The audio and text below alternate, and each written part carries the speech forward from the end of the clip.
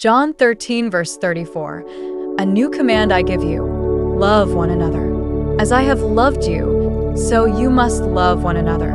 Ephesians 5, verse 2. Walk in love, just as Christ loved us and gave himself up for us as a fragrant offering and sacrifice to God. 1 John 4, verse 11. Dear friends, since God so loved us, we also ought to love one another. Philippians 2, verses 3 to 4. Do nothing out of selfish ambition or vain conceit. Rather, in humility value others above yourselves, not looking to your own interests, but each of you to the interests of the others.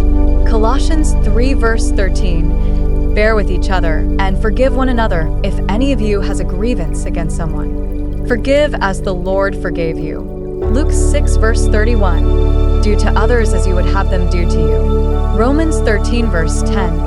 Love does no harm to a neighbor. Therefore, love is the fulfillment of the law.